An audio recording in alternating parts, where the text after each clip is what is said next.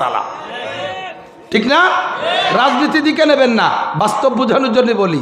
ইতিহাস কব না, নগদ যেটা আছে সেইটা কব। পুরন কোরআন হাদিসটা কিচ্ছা কই ওই কবে হয়ে গেছে, ওই সময় হুজুররা ছিল নাকি, আর সে সময় আল্লাহ যাওয়াচ্ছে আনকি আল্লাহ তাই পারে নাকি? নাউজুবিল্লাহ, কন্যা নাউজুবিল্লাহ। আল্লাহ কয় যে ফাঁসেরটা চলে গেছে বলে মনে করো না, নগদ দেখাই ছেড়ে দিচ্ছি। মাননীয় প্রধানমন্ত্রীর হাতে সরকারি ক্ষমতা ছিল না, মাত্র 1 ঘন্টা আগেও ছিল না, 40 মিনিট আগেও ছিল না। সরকারি ক্ষমতা, সেনাবাহিনী ছিল না। উঠতে বসতো কার কথায়? প্রধানমন্ত্রীর কথায় না? পুলিশ ওনার কথায়, বিডিআর ওনার কথায়, র্যাব ওনার কথায়, আনসার ওনার কথায়, নৌবাহিনী বিমান বাহিনী ওনার কথায়, সেনাবাহিনী ওনার কথায়, ছাত্রলীগ ওনার কথায়, যুবলীগ ওনার কথায়, সাধারণ আমলীগ সব ওনার কথায়। এখনও বাংলাদেশে জনসংখ্যায় পার্ট করে ভাগ করলে বাংলাদেশে আওয়ামী লীগের সংখ্যা বেশি।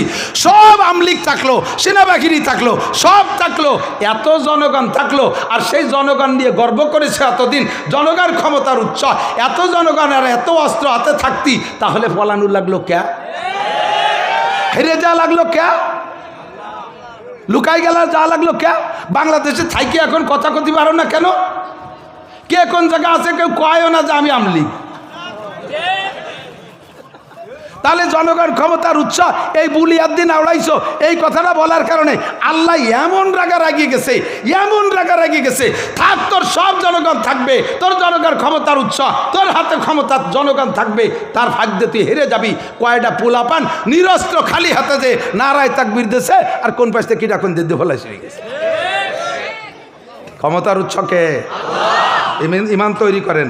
এখন আসেন, একতরফা বলছি, যারা আমলিক বিদ্বেষী তারা খুব খুশি হয়েছে, থ্যাংক ইউ, চমনে রজ হয়েছে। এর থেকে ফাতাবিরু ইয়া উলিল আবসার, বুদ্ধি থাকলে উপদেশ গ্রহণ করেন। কি বলছি? মাননীয় প্রধানমন্ত্রীর হাতে এত থাকা সত্ত্বে সে যখন বলছে জনগণ ক্ষমতার উৎস, আল্লাহ তাআলা তাকে শিক্ষা দিয়ে ছেড়ে দিয়েছে। বাকি সব দল তার চেয়ে ছোট দল। তোমরাও যদি মনে করো জনগণ ক্ষমতার উৎস, আর সেই প্রভাবে এখন ধরো মারো ভাঙ্গো, দোকান লোটো, হাটঘাট সব জায়গার মাতুব্বারি কাড়াকাড়ি করে জবরদস্তি করে নাও, আল্লাহ তাআলা তোমাকে মারবে এর চাইতে অল্প সময়ের ভিতরে, তোমাকে দুলাই দেবে এর চেয়ে অল্প সময়ের ভিতরে। ফাতাবিরু ইয়া উলিল আবসার, শিক্ষা নাও একজনের কাছ থেকে আর একজন। সর্বময় ক্ষমতার মালিক আমার আল্লাহ। বিশ্বাস করি আল্লাহ আছে, আছে। ইতিহাস বলতে দূরে যাব না, ইতিহাস নতুন তৈরি হচ্ছে। বদরের যুদ্ধে মুসলমান 313 জন। কয়জন? আল্লাহ কয় কাম্মিন ফিয়াতিন কালিলাতিন গালাবাত ফিয়াতান কাসীরাতাম বিইজনিল্লাহ। অল্প সংখ্যক মানুষ অধিক সংখ্যক মানুষের পর বিজয় লাভ করতে পারে। কয় হোক দেখলাম কত, 3 জন মানুষের 10 জনে দাবর দিল, ওরা দাঁড়ায় থাকতে পারে। এর কুলি হয়ে গেল। সে কবে 1400 বছর আগে, ও হুজুর তুমি ছিলেন সেই সময়? আমাকে কয়, আল্লাহ কয় থাকতে হয়, ও থাক, এবার একটু আয়, এবার একটু দেখ, নগদে ডাকায় যাই, দেখ খেলা কারে কয়। আরও আসেন দোস্ত, আসমান থেকে রহমত, জমিন থেকে বরকত কে দেয়? আমাদের সমকালীন রাজনৈতিক নেতা যারা যে জমানায় ক্ষমতায় থাকে, দেশের সব ফলন দায়িত্ব ওনাদের হাতে নিয়ে নেয়।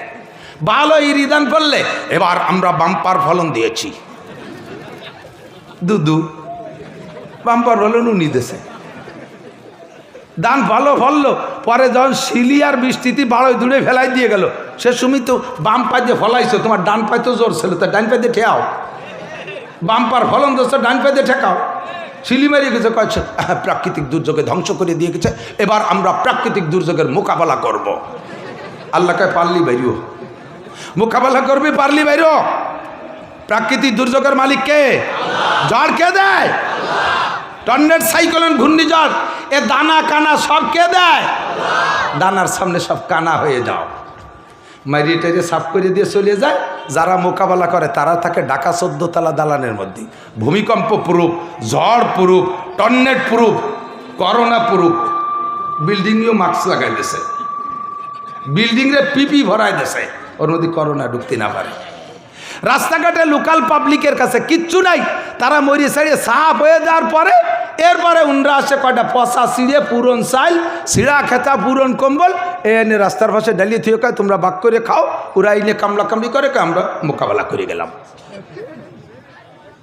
এই সমস্ত কথায় আল্লাহ তাআলা ভীষণ দুঃখ পায়, ভীষণ দুঃখ পায়। ওয়ালা ইউশরিক ওয়ালা তুশরিক বিল্লাহ ইন্নাশ শিরকা লাযুলমুন আযীম। প্রাকৃতিক দুর্যোগের মোকাবেলা করো, নিজেকে নিজে তুমি আল্লাহর উপর দিয়ে বাহাদুরি করো।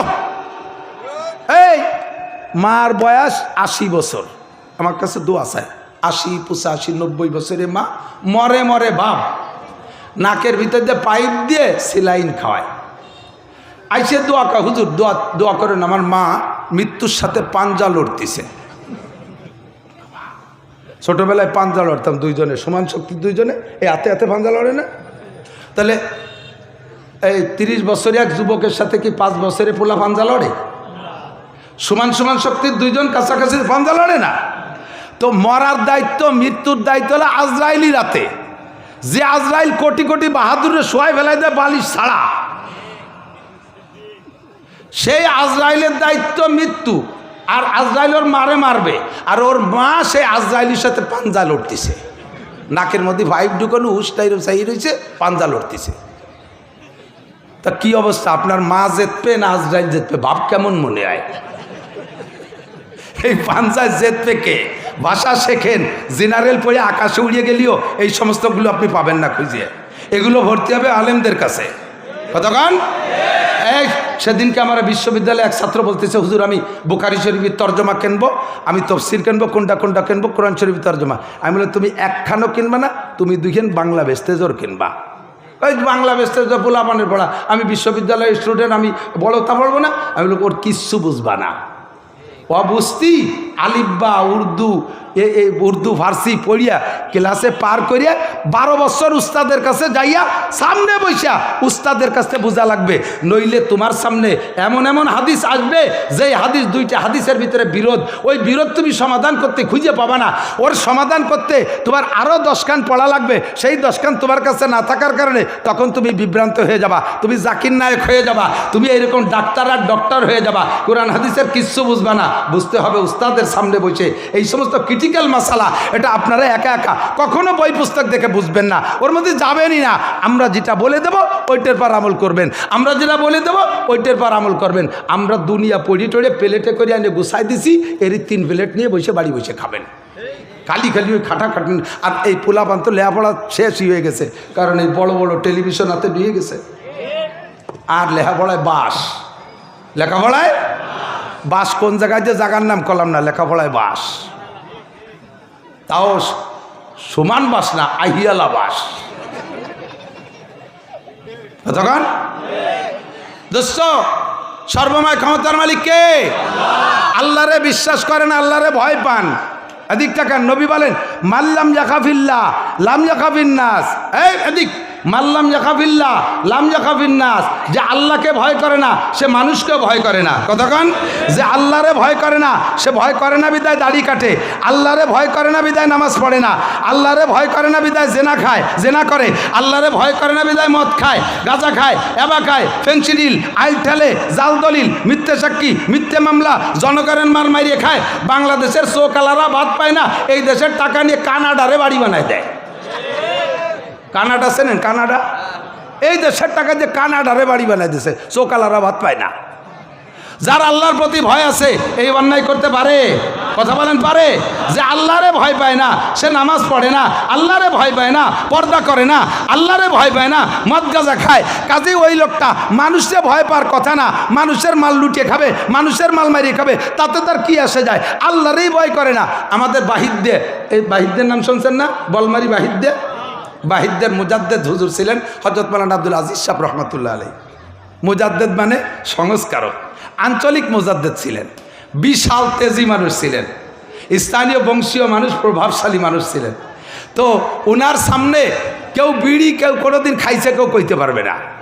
যদি শুরুতে জীবনে কেউ একটা খাইছে থাপ্পড় দিয়ে ওরে ওই জায়গা বুঝাইতেছে বিড়ি খাওয়া যাবে না, ওই ভয়তে কেউ বড় হুজুরে দেখলি বিড়ি তো দূরের কথা, কোথায় থেকে কোথায় পালাতো বলা। হুজুর একবার বিলির মধ্যে দিতে যাচ্ছে রমজান মাস, তা আগে, এখন তো নেই সে পদ্ধতি। আগে কৃষকরা মাঠে হাল চাষ করতো ভোরবেলা থেকে, শেষ রাত্রি চলে যেত চাষ করতে, 8টা-9টার দিকে খাবার নিয়ে যেত না মাঠে, আর ওই মাঠে বসে খানা খাইতেন। খাইছেন নাকি কেউ? এরকম পার্টি আছে না? সোনারগাঁও হোটেলে বসে ভাত খালি যে মজা, ওই মাঠে বসে ভাত খালি তার চেয়ে বেশি মজা। সত্যি কথা কইছি না? জম্মের সত্যি কথা কইছি, আমিও খাইছি। ডাইল ডুল যা দেয় হাঁসের মতো গেলে চাবায় না, বিশাল মজা ওই মাঠের ভাতে। আল্লাহ, তোর রমজান মাসে বাহিরদের হুজুর মাঠের মধ্যে দিয়ে হাঁটতেছে, দেখে যে 2 কৃষক হাল চাষ করতে যায়, জোড়া হাল মনে আছে নাকি? একটা আগে একটা পিছে, তো ওরা দাঁড় করিয়ে সকালে খানা খাচ্ছে রমজান মাসে।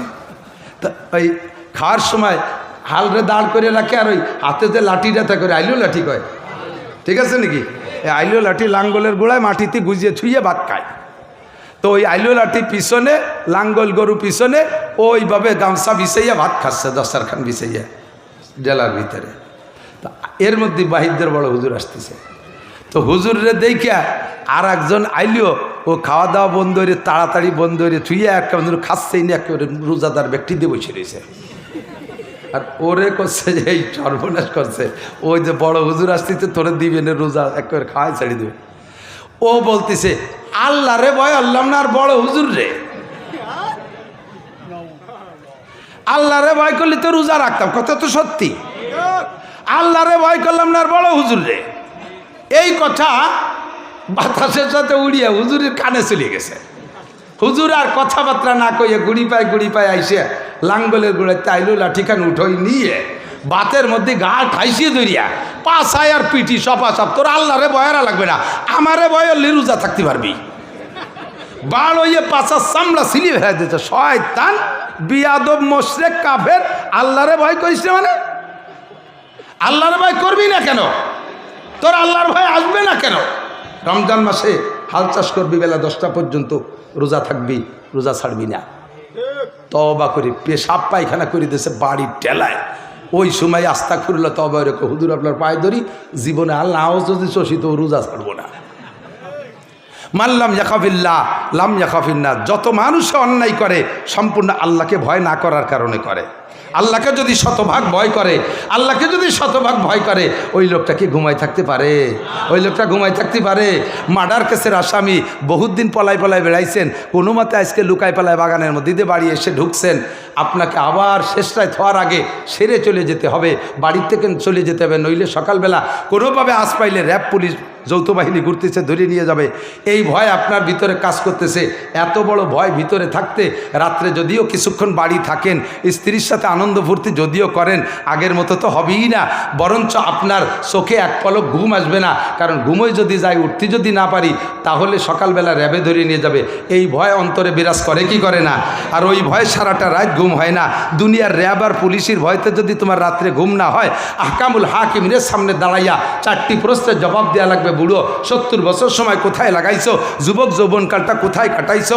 এই অর্থবিদরে যারা আছো, এই সম্পদ যা কামাই করেছো, মিনাইন একতাসাবা ফিমা আনফাকা, জনগণের হক মারিয়ে দিয়ে, তাই দিয়ে তুমি মসজিদ বানাই দিছো, তাই দিয়ে তুমি কাবাঘর বানাইছো, তাই দিয়ে তুমি মাদ্রাসা বানাই দিছো। তোমার কাছে এই হারাম টাকা আমি চাই নেই।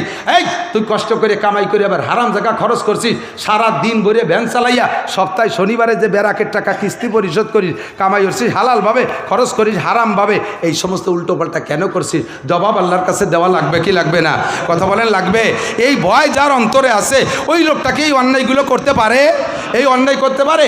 আল্লাহ পাক তখনই বলেন, ওয়ালাউ আন্না আহলাল কুরা আমানু, যদি তুই আমাকে 100 ভাগ বিশ্বাস করিস, আর ওয়াত্তাকাও, আমাকে যেমন ভয় করা দরকার ওই রকম ভয় যদি তোর অন্তরে থাকে, তাহলে তুই নামাজ ছাড়বি না, তুই রোজা ছাড়বি না, তুই হজ ফরজ হয়েছে ছাড়বি না, জাকাত ফরজ হয়েছে না দিয়া পারবি না, দাড়ি গজাইছে কোনোদিন কাটতে পারবি না, তোর মুখের দাড়িতে খুর লাগাবি তো বিশ্ব নবীর কলিজায় খুর লাগাইলি, তোর মুখের দাড়িতে খাটো করার জন্য কেচি লাগাইলি, বিশ্ব নবীর কলিজায় তুই কেচি লাগাইলি।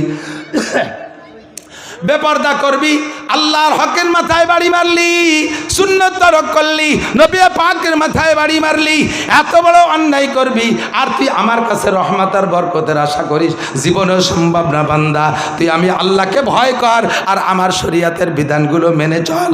আমাকে তুই বিশ্বাস কর, আমি তোর জন্য রেখেছি কি জানিস? এই আমি তোর জন্য রেখেছি আসমান থেকে বরকত আর আসমান থেকে রহমত, আসমান থেকে রহমত আর জমিন থেকে বরকত।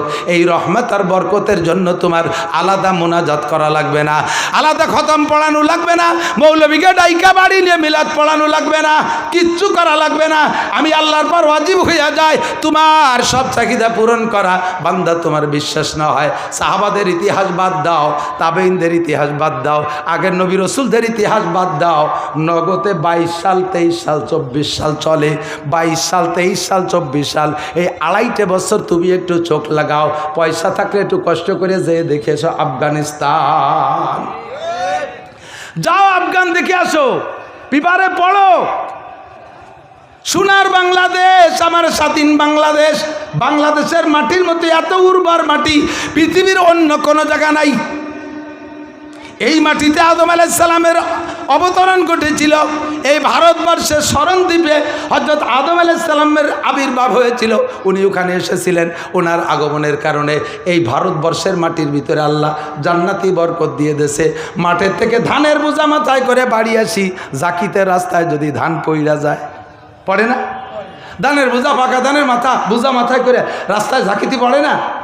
এই ধান মাটিতে পড়ে রয়েছে, যদি মুরগিতে কাকশালিকে খেয়ে না ফেলে ও মাটির মধ্যে জায়গা করিয়ে নিতে পারে, কিছুদিন পরে একটু পানি পাইলে অনায়াসে একা একা গজায় যায়। গজায়, সার দেওয়া লাগে, কীটনাশক দেওয়া লাগে, কিচ্ছু দেওয়া লাগে না, বৃষ্টির পানি পড়লে একা একা গজায় যায়। ছাগল গরুতে খাইয়ে না ফেললে ও একা একাই বড় হয়ে যায়, কিচ্ছু দেওয়া লাগে না, ওর গোড়ায় দিয়ে আরও 7টা গাছ হয়ে যায়। আর প্রত্যেক গাছের মাথায় 3 মাসের পরে যে একটা শীষ হয়, ফিকুল্লি সুম্বুলাতি মিয়াতো হাব্বা, আল্লাহ কয় ফিকুল্লি সুম্বুলাতি মিয়াতো হাব্বা, প্রত্যেক শীষের মাথায় 100 করে ধান হয়। বাংলাদেশের মাটি এত শক্তিশালী মাটি, সেই মাটিতে কিচ্ছু লাগে না। গাছ আমের আঠি পড়ে যায়, এমনি গাছ গজাইয়া গাছ হয়ে যায়, খেজুরের আঠি পড়ে যায়, এমনি গাছ হইয়া ফল হওয়া শুরু হয়, তালের আঠি পড়ে যায়, এমনি পড়ে গাছ গজাইয়া গাছে তাল হওয়া শুরু হয়ে যায়। কতক্ষণ ঠিক না?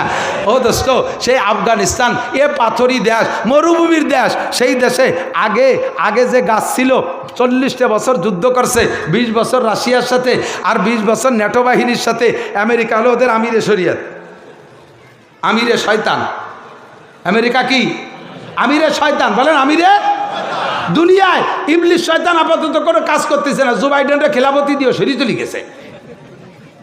এই আমেরিকাওয়ালা 42টে শক্তিশালী দেশকে একত্রিত করে ন্যাটো বাহিনী নাম বানাইয়া এই 42টে শক্তিশালী বাহিনী দিয়ে বোমা মারতে মারতে তামা করে ফেলাইছে আফগানিস্তানের মাটিকে 20 বছর।